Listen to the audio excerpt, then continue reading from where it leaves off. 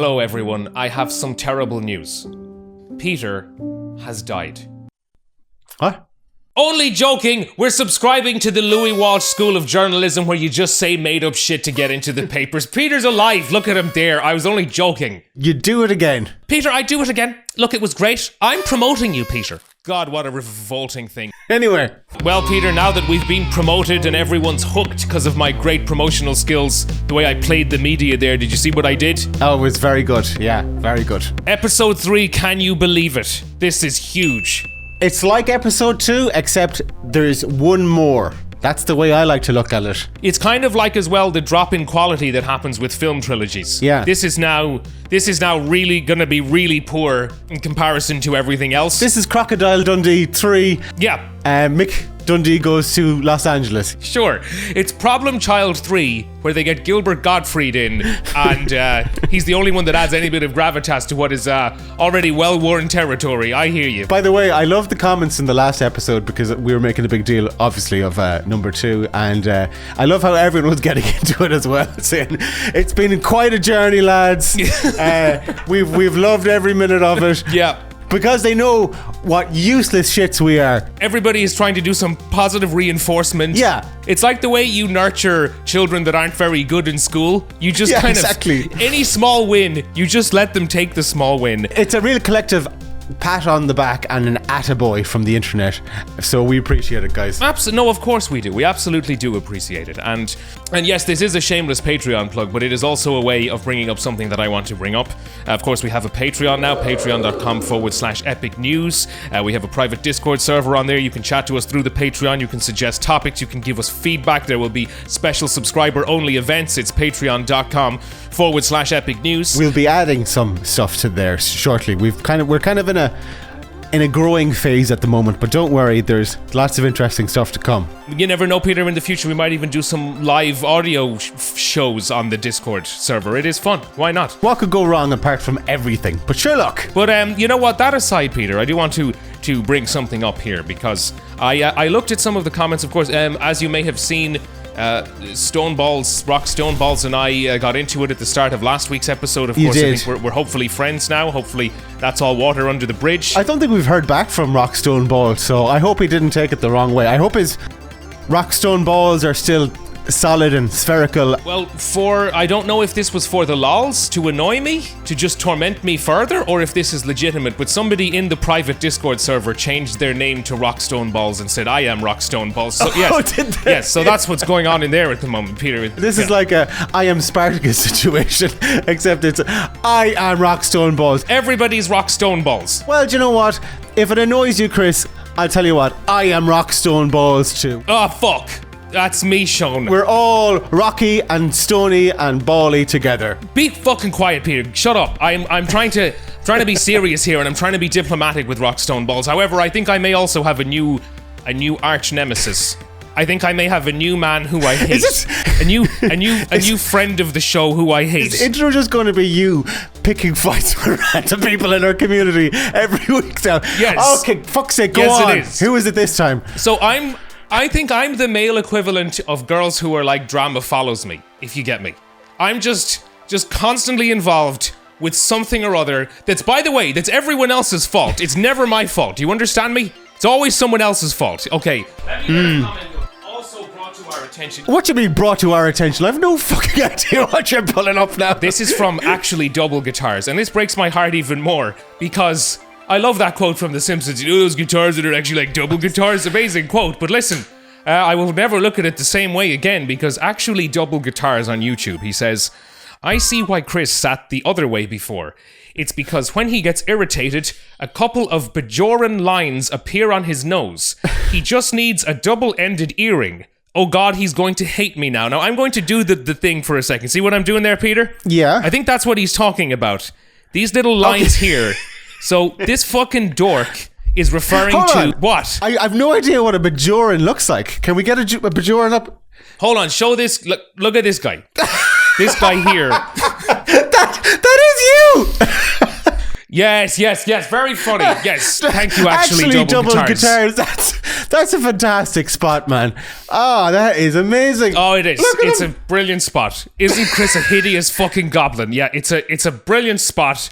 I'm not looking at the camera. I look like a fucking literal alien that looks like a scrotum. This is great fun. I am getting you those earrings for your birthday. Oh, thank you, Peter. What else does anyone hate about Chris? What else would anybody like to add to this situation? This is also, by the way, Peter, a personal sore spot for me, and I will tell you why. I will explain to you why. No, this is... And I know that we're hijacking the start of the show here, however, this is... This is going to be an hour of you giving self-therapy. More or less. That's literally what I'm using this for now. Given that this is one of the first adventures we've had where we're in complete commercial control, this is what you're going to get. Do you understand me? This is what's happening. An hour of Chris's woes. Go on. Again. So... This is quite sensitive for me, and I will tell you why. So, Peter, you and I have known each other, God, I think literally nearly 20 years at this point. Yeah. And I mean that. I think it actually is close to 20 years. And when I first met Peter, I was a teenager, as was Peter, I believe. But we were kids. We were very young. And I had quite a baby face. And I had a baby face for most of my 20s. And it's something that I just learned to deal with. However... I noticed in my kind of mid to late 20s, right? Like, I would still get regularly asked for ID and stuff if I was buying alcohol in shops or anything like that. And for anyone who's watching this outside of Ireland, the age of drinking in Ireland is 18. So to think I looked under 18 is pretty wild, if you think about it. Just for some context, Chris and I, when we first started making sketches together, Chris couldn't play an adult because he didn't look like an adult. It was like, okay, we have to stick to audio for a while. We can only make radio sketches because there's no way Chris can pull off a convincing, fully grown adult. I swear. That was the case, right? But then I think this is what a woman must feel like when she loses her looks, right? Because when I became like 26, 27, I was still getting asked for ID. So literally, they think I'm 10 years younger than I am. But I noticed one thing that I could do, because I wouldn't always carry ID with me. I could just go, especially if it was a woman, because women understood this more than men do. I would just go like this, and I'll do this as well for the camera and for you, Peter, watch this. I'd go like this to the woman, right? And I'd be like... Can you also explain what it is for the people that are listening on audio? No, of course, I'm going to. And she would see what I believe are known as crow's feet. She would see wrinkles. They would go, oh yeah. And literally, I was able to display age. I was able to display the ravages of time by simply smiling. And then they could see that I was in fact not a young man at all, and that I was old. Yeah, you were transitioning into a bitter husk of a human. I get you. Yeah, but now I'm fully there, obviously. And I look like, as this commenter puts it, a Bajoran. Were the Bajorans as sassy as you are, Chris? See this guy here that we looked at a second ago? I think he probably has more trouble buying alcohol now than I do. People probably think he looks younger and more youthful and more bountiful and more lush and more virile than I do. The last time I was in Galway, there was a man like that drinking down at the Sparch. It's weird as well, because I think that's what actually Double Guitars has evoked in me. The fact that these many wrinkles now are kind of like battle scars, Peter. I feel like a woman who's had a C-section. Do you know what I mean? And I'm really glad no women listen to this podcast, by the way, because that would really turn everybody off. Well, women didn't like that. Women didn't like you saying that having minor crow's feet was the same as having a cesarean section. We're going to have to tone that down now in future. Well, you know, you've aged, but at least you're no longer as dramatic as you used to be, Chris. Yes, Peter. At least you've grown out of the drama, clearly. Yeah, no, look, drama follows me, but I am now above it. I am now completely above it, Peter. And that's that. So listen, actually, Double Guitars and Rock Stone Balls and whoever the fuck else wants to dissect my appearance. I am not a piece of meat, guys. I'm not like Kanye West's wife here. I'm a refined elder statesman. You fucking Stealing the spotlight right now. Kanye West went on an unhinged Hitler-praising marathon and erased everything from Yeezy.com, except for a swastika shirt up for sale. I spent like all the money for the commercial on these new teeth. Go to Yeezy.com. Yeah, but according to an alarming number of commentators, this still wasn't the most controversial thing he did this week.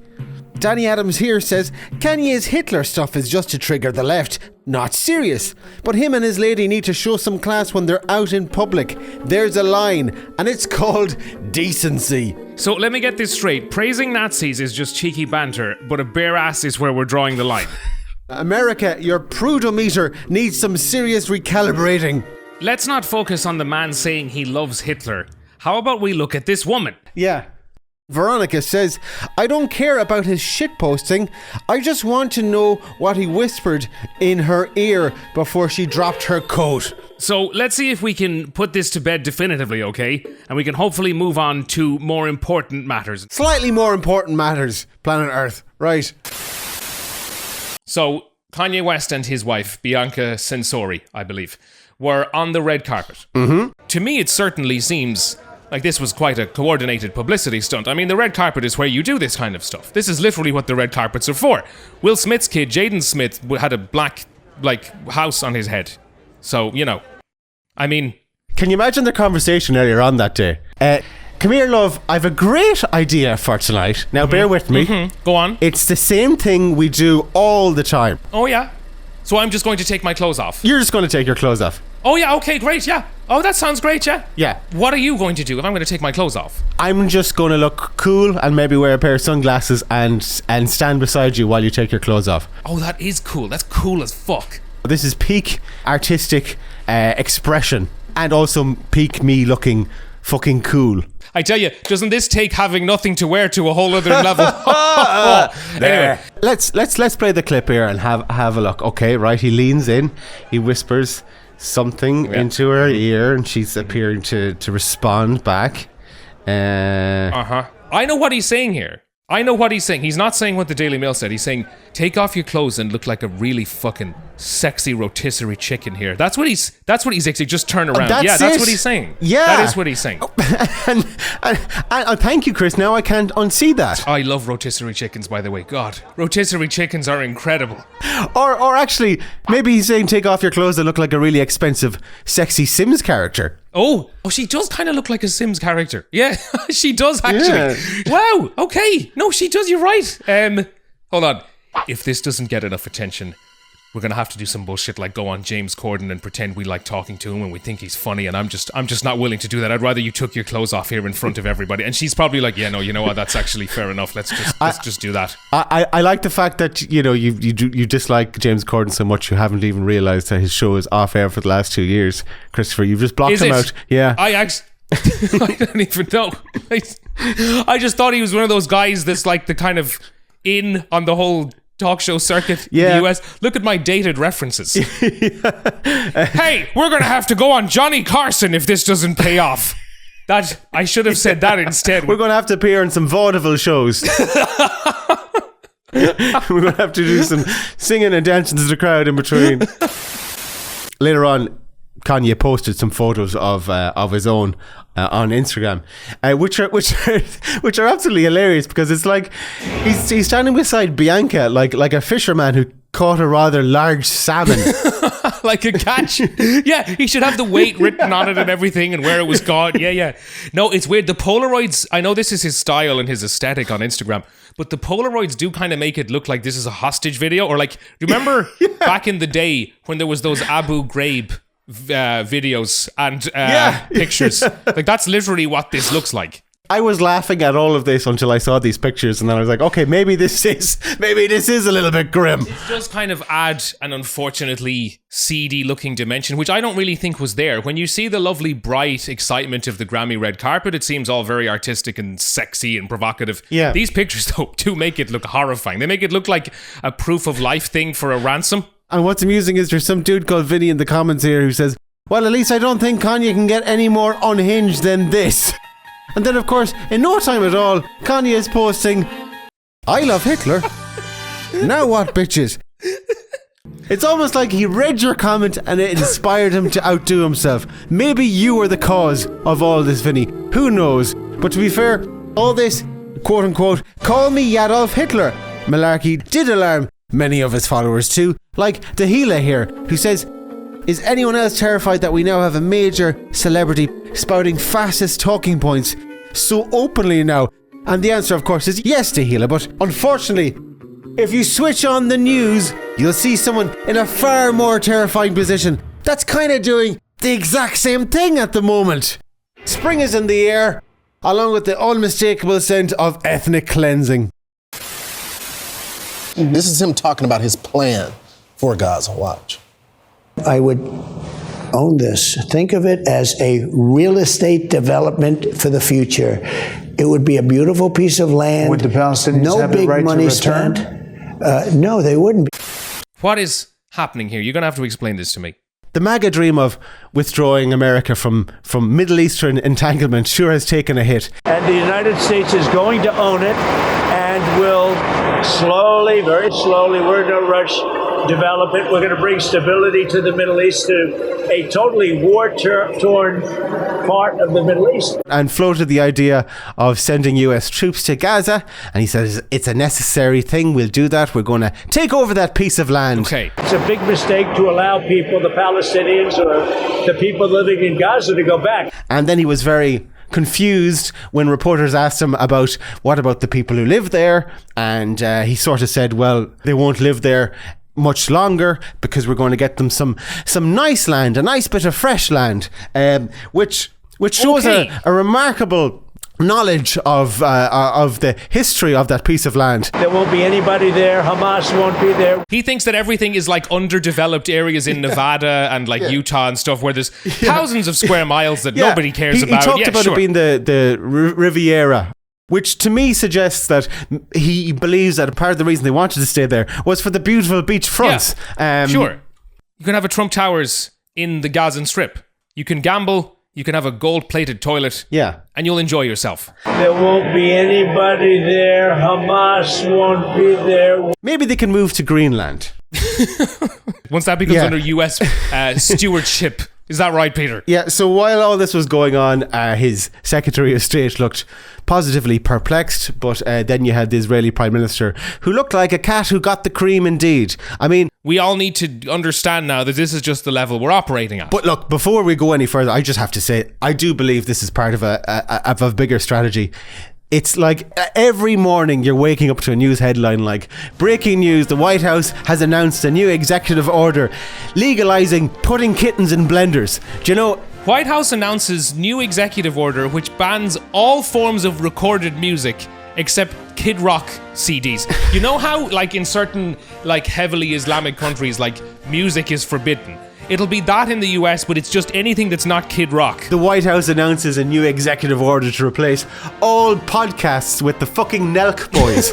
The White House has a new executive order to mint loads of new dollar bills, but it's just Joe Rogan's head. Yeah. And then on the back, it's like a sponsorship of McDonald's or something like that. He suggested, as I said, that, the Palestinians then would not be given a choice. And that is the key here, because this is something that he's internationally getting pushback on. All this posturing, all this relentless stream of misery. I think, it's a flood of distractions. It's meant to overload us.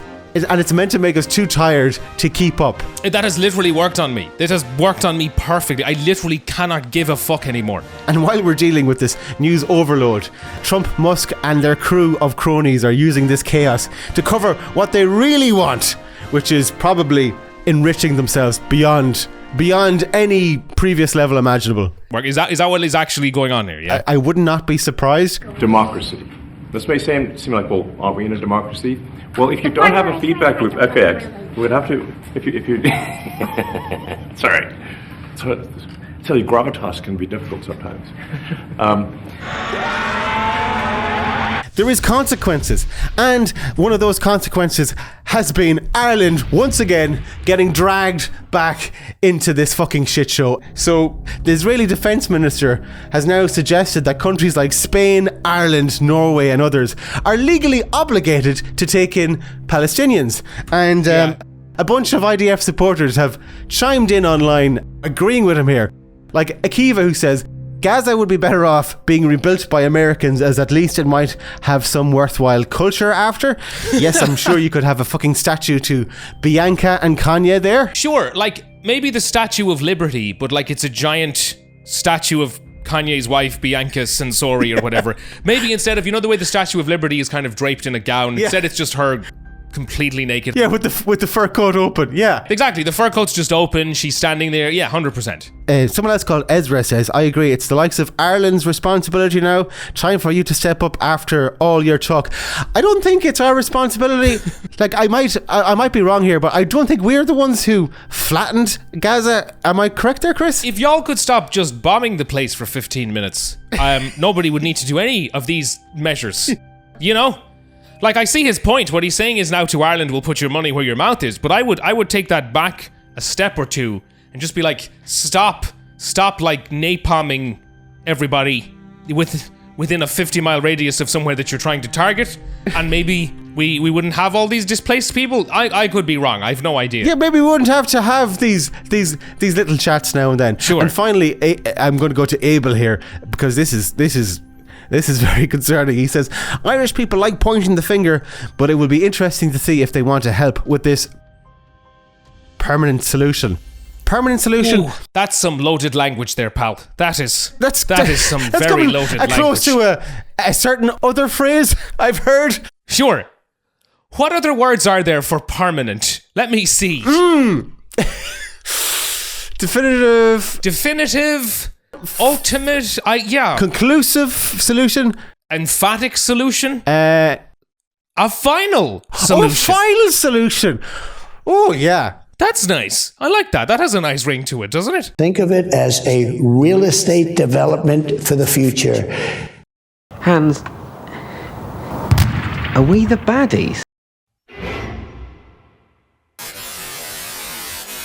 Elsewhere in the headlines, a new documentary about Boyzone has dropped, and it turns out Louis wasn't just managing bands.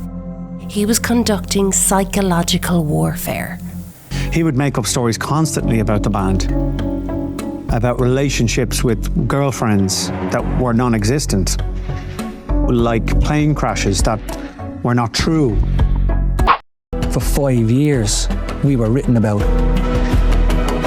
And we were out of the country so much that, we'd speak to our mums or dads, and they say, oh, I just read this in the paper, is it true? And we're like, oh, no, it's not true. Who said that? And you'd never know who said it. Oh, yeah, I mean, sometimes the boys would read stories in the papers about themselves that weren't true, and they'd say, who told them that? No, I did. I told them. Watching the new Boyzone documentary really puts things in perspective about Louis Walsh. For me, anyway. I'm sort of glad now that he went into the music business rather than, I don't know, organised crime, because he would have been one hell of a ruthless operator. He would have been a terrifying operator. Jesus. No matter what, could have been like a mob threat, if you know what I mean, rather than just one of Boyzone's hit singles. Because I am promoting you. I make them up sometimes, but that's fine. Like, do you think this is some type of weird thing where he knows he's a bit of a villain and he has to play into it? He is totally enjoying this. Yeah. Because, like, he has to know how poorly he comes across in these. Like, this... He must know. Lots of people have been outraged about this, and they're saying things like, he's a scumbag and he's cold-hearted. And yes, they are correct. They're correct in many ways. But it's almost refreshing to see somebody be so aware of the fact that they're a villain and fully embrace the role. He is almost pantomime level villain. Like, it's crazy. At least, you very much know where you stand with this man. Did you ever feel guilty about it? I never felt guilty about it. No way. I was promoting them. I would do it all again. Yeah, absolutely.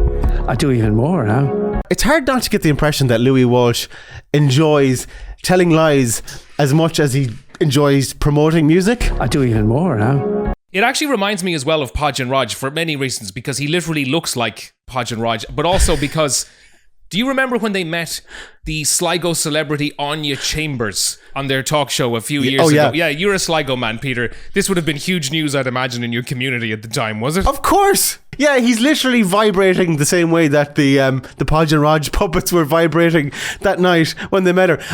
By the way, sidebar, Anya Chambers is still very much on the go. We'll actually get up one of our latest videos. With this little Red Riding Hood, the big bad wolf could end up biting off more than he can chew. Hey there, little Red Riding Hood. Yeah, what is going on here? Is she like... Peter, is she like a an adult entertainer or a model or? It's one of these unexplained mysteries. Is this artistic the same way Kanye West is artistic? Yeah. Mm-hmm. Kanye needs to parade this woman down the Grammys red carpet next year and just stand beside her wearing sunglasses. Be very cool. Yeah. Be very provocative. But she is, at least she's got more energy than Bianca. At least she's got more of a range. She's a little more committed to this. I agree. She is more dynamic and diverse. She'd certainly be more crack. Anyway. Paper, oh my god. Boyzone Stephen and gay and I'm in love. Oh, he's talking. It's a great picture. World exclusive. Wow. It's good to see it. And he got the front page. I had them in a plane crash once in Australia, and I forgot to tell the families I made it up. But there was no plane crash. But it got a good story. I know he likes to claim there's no such thing as bad publicity as a defence, and a lot of his supporters in the comments about this documentary have chimed in with more or less the same thing. But I don't think that holds up when ultimately it goes on to cause serious problems down the line. I was doing my job. He believed any story was a good story. Do you think fucking P. Diddy is rotting away in his jail cell now, waiting for his turn to go on his metal, seatless toilet, a couple of feet from his bed, repeating the mantra, there's no such thing as bad publicity? There's clearly such thing as bad publicity. Now, I'm not saying, for example, that the members of Boyzone were involved in human trafficking or anything like that. I don't think even Louis Walsh dared put out a story like that. I don't think anything went that far. It's just more the general sentiment. I don't think P. Diddy's going to parlay this into like a big global tour. I don't think he'd even sell out one of those tours that, ex-cast members of Home and Away do. I don't think P. Diddy would sell out a fucking pub in Claremorris these days. So there certainly is a thing hold on a second. As bad publicity. And I just want to say something here, Peter. I by no means support human trafficking, let me tell you.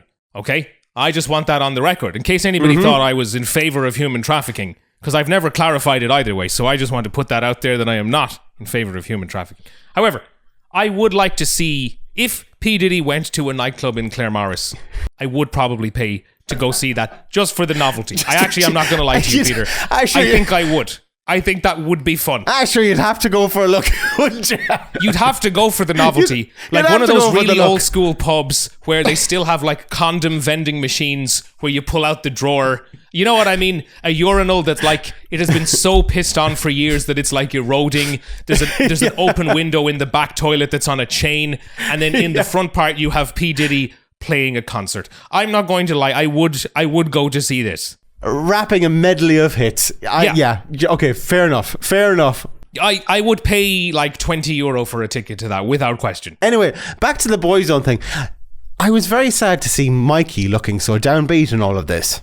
Yeah, because I like him. I really like him. And I think he has a fond place in both of our hearts, I think, Peter, for reasons that you might explain. I can do without the rest of Boyzone in this current form, but I always liked Mikey. He seemed like good crack because he appeared in one of our favourite Irish films ever, and that's called Fatal Deviation.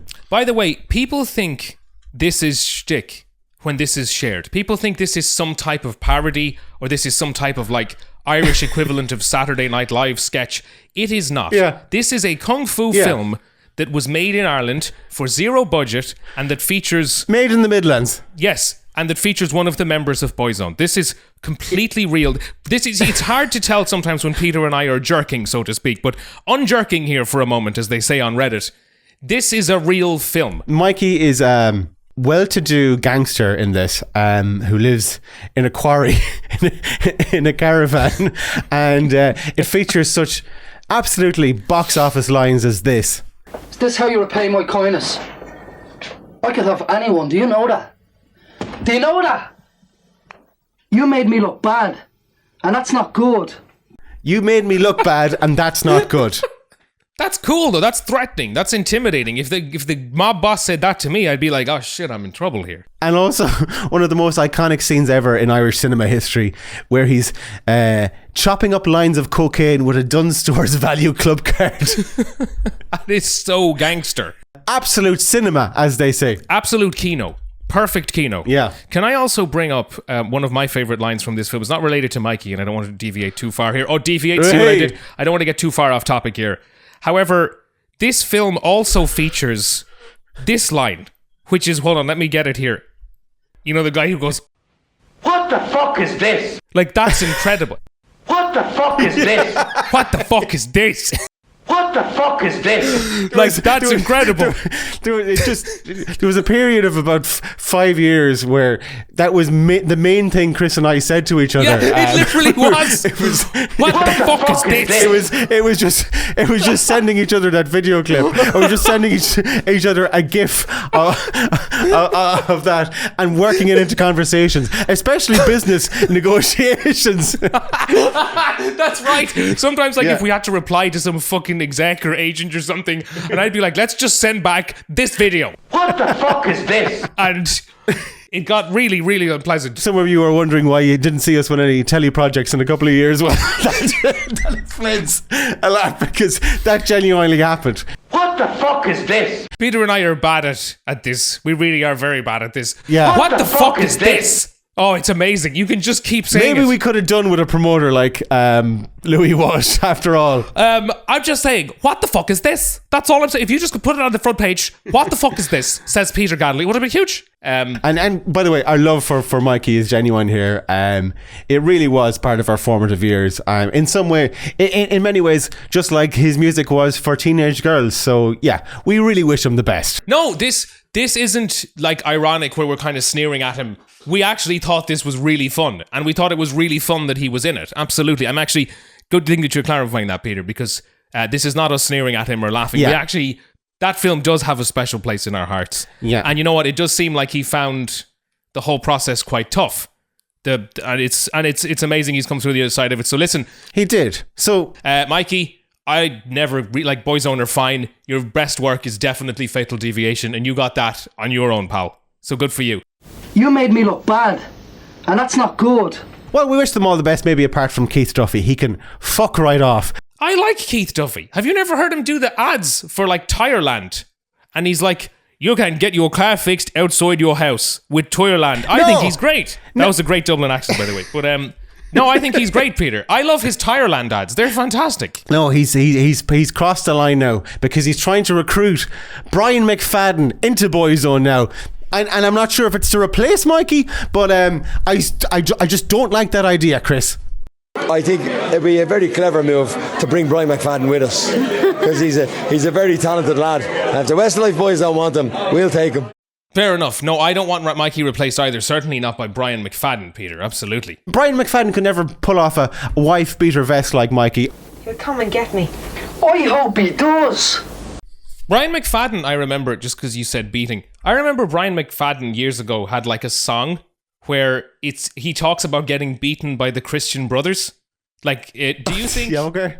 Do you think that, like, the Christian Brothers were like just on what we were talking about earlier? Oh, there's no such thing as bad publicity. Listen, Brian McFadden's released a song about us beating the shit out of him. I think this is gonna up memberships. I think people are gonna enroll more now. There's no such thing as bad publicity. Didn't Brian McFadden also threaten to fight ISIS or something? He literally did. Yeah. He had a song about both. Do you think ISIS were like, hey, this is great publicity?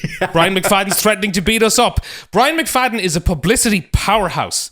The Christian Brothers were like, this is great. Him talking about getting beaten in our schools is going to really improve enrollments. ISIS were like, listen, we're getting huge eyeballs on this. He is as good a promoter as Louis Walsh, Peter. What the fuck is this? And now, for the most important story of all, McDonald's have brought back a long-lost character after 40 years. Yes, Uncle O'Grimacy. This is very weird. This reminds me of, you know, when people try and do something culturally about a country they've never been to. After disappearing from the public eye for roughly 40 years, Grimace's Irish green shamrock shake slinging uncle has returned to McDonald's. Okay. More on the shamrock shakes in a minute. But Uncle Grimacy, who was introduced as a McDonaldland character in 1975 to promote the shamrock shake, has reunited with his purple nephew.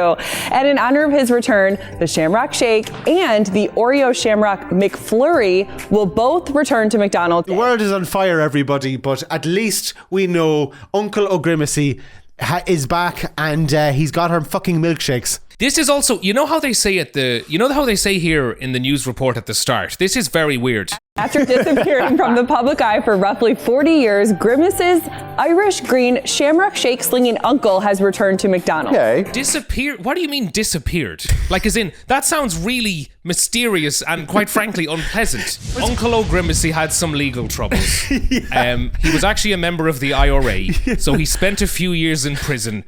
Uncle O'Grimacy tried to bomb Canary Wharf and kill Margaret Thatcher, and they put him away for a few years. But he's out now as part of the Good Friday Agreement. It took a little longer to get him released, but here he is. You just have to wonder, was Uncle Grimacy's return anything got to do with a Trump executive order? Has Uncle O'Grimacy... It was, Peter. Has Uncle O'Grimacy been pardoned for some horrible crimes he's committed? So, Peter, I can take you one step further and one step deeper. You know how Joe Biden obviously has proud Irish heritage? Yeah. Well, he... before he left office, pardoned Uncle O'Grimacy for a whole host of crimes relating to being in the IRA. Yeah. And that's why Uncle O'Grimacy is out now. That's actually what happened. We can't pin this one on Trump. Okay, fair enough. No, this was actually the Irish Mafia. This was Joe Biden doing a favor for a fellow Irishman, and it was getting O'Grimacy out of prison. He'd been there for like 30 years, but he's back now. All those illegal issues have been resolved, as they say. Uncle O'Grimacy was in cahoots with Whitey Bulger back in the day. He knows where the bodies are buried. He won't tell us, but at least he's back to deliver some delicious milkshakes. Can't deliver justice for those grieving families, but will certainly deliver some tasty Oreo green milkshakes. What about the Oreo shake shamrock? I think it's just for the shamrock shake right there. Okay. But I didn't know they had their own mascot. I mean, that character alone, I thought I knew everything there was to know. I know news media in the US is highly corporatized, but does this not like really feel just like blatant ad copy? Like in this news? Like... this is surreal. Like, I thought this was a joke. Like, you know how, like, sometimes as part of an ad campaign, they'll have, like, a joke news report where it's like, breaking news, you can get cheaper car insurance and all this. But, like, it's obviously a joke. This is a real news channel, isn't it? This is America. Man, this is a true story. What I find absolutely captivating about this is I was flicking through American news channels when I came across this story for the first time. And firstly, they touched on a breaking story from Google ever so briefly, and it was that Google drops pledge not to use AI for weapons or surveillance. Okay, which I guess is relatively important. Maybe in terms of priority, maybe that should get most of the output for the evening. We should focus on that. They literally spent a couple of fucking seconds on it, no joke, and they were pretty much like, okay, this is normal and necessary for the modern world we live in, as every tech company needs to expand into thriving areas such as developing Skynet weapons that will, bring us a little bit closer to doomsday. Yeah. Like weapons that could literally enslave the human race, cause absolute untold devastation. So I was very interested in this story, and then immediately after, no joke, they went into the McDonald's. Uncle O'Grimacy's tough story. This is genuinely like morbidly hypnotizing. Like, because it's also as well, it's how happy the two hosts are. They're two very attractive, good looking people, smiling happy faces on the news, telling me that everything is okay because this gelatinous fucking green mess is going to be back in our lives. And don't get me wrong, this looks delicious. This genuinely looks really nice, and I'm very excited about this. I am very excited to see the return of mysterious Uncle O'Grimacy. But, like, this is truly surreal. Lads, don't be worried about the rise of American fascism or, renewed imperial ambitions abroad in places like the Middle East from wannabe American hard men, or the rise of fucking Terminator. Drink this green milkshake, you fat cunts. This is like Soylent Green. You know that film where Soylent Green is they're drinking the people? That's what I feel is the only thing that would make this story more surreal. And these two happy, smiling hosts, a McDonald's mascot, and then it turns out it's actually other humans that you're swallowing. We brought back your stupid green milkshake and this fat fucking puppet that you half remember from your childhood. Hey, Peter, don't body shame the puppet, okay? Everything is okay. The puppet's just a fuller man. Everything is okay. He's just a fuller gentleman. Nothing to see here. Move on. You know what the terrible thing is, though? It does look really nice. Like, this reminds me, like, all I'm thinking now is, like, I'm such an easily hypnotized sheep. I don't care about the Trump story. I don't care about the Google story. Once this comes on, I'm like, hey, it's Mr. O'Grimacy. Yay. And then I'm like, oh, it's time for some nice food. Chris, and then I'd be like, let's go to McDonald's. Man, That's it. You could pick up your Uncle O'Grimacy shake and then head straight to see the P. Diddy concert in Claremorris. That sounds incredible. That sounds absolute. The worst.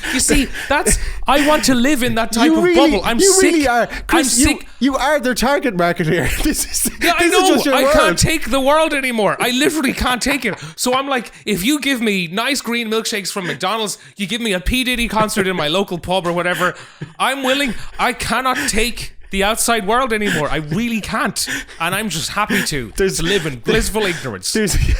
You really are living in the present, Chris. I have to hand it to you there. Living in a fucking fantasy world. I'm going to be one of those guys, you know, in all those sci-fi films where like they just start living in the virtual reality goggles and like they live in a shipping container or something. That is going to be me, pal.